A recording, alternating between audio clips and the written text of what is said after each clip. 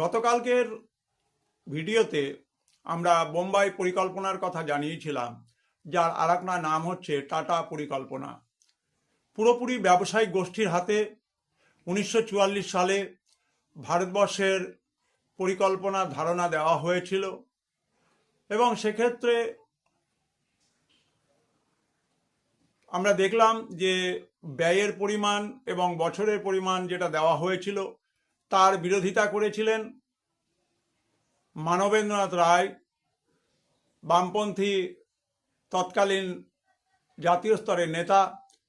তার ধারণা ছিল যে পুঁজিপতিদের হাতে গেলে কৃষক এবং শ্রমিকদের উপরে শোষণ বাড়বে, বেসরকারীকরণ হয়ে যাবে। তার জন্য তিনি ভারতের শ্রম ফেডারেশন এই ধারণা থেকে গণপরিকল্পনা বা পিপলস প্ল্যান নিয়েছিলেন, যেক্ষেত্রে তিনি 10 বছর এবং 15,000 কোটি টাকার কথা বলেছিলেন এবং তিনি ভোগ্যপণ্য শিল্প এবং কৃষির উপরে গুরুত্ব দিয়েছিলেন। এই দুটো রাস্তার বিকল্প হিসেবে একটি গান্ধীবাদী পরিকল্পনা উঠে এসেছিল এস.এন. আগরওয়ালের হাত ধরে।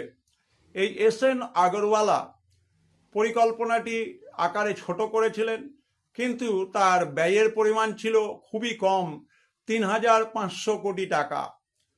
তিনি চেয়েছিলেন যে স্বনির্ভর গ্রাম তৈরি করে একটি ডিসেন্ট্রালাইজড ইকোনমিক ইনফ্রাস্ট্রাকচার অর্থাৎ বিকেন্দ্রীভূত অর্থনৈতিক কাঠামো তৈরি করে গ্রামকে স্বাবলম্বী করতে। বড় শিল্পের জায়গাতে তিনি কৃষি, ছোট শিল্প এবং গ্রামীণ শিল্পের উপরে গুরুত্ব দিতে চেয়েছিলেন। এবং আমরা জানি যে গ্রাম যদি না বাঁচে, গ্রামের ক্ষুদ্র শিল্প যদি না বাঁচে, গ্রামীণ অর্থনীতিকে যদি বাঁচানো না যায়, তাহলে কিন্তু ভারতবর্ষের অর্থনীতির ভিতটাই দুর্বল থাকবে। অতএব এই গান্ধীবাদী পরিকল্পনা কতটুকু কার্যকর হয়েছিল, যারা ইতিহাসের পাঠক রয়েছে তারা বলতে পারবে, যারা গবেষক রয়েছে তারা বলতে পারবে।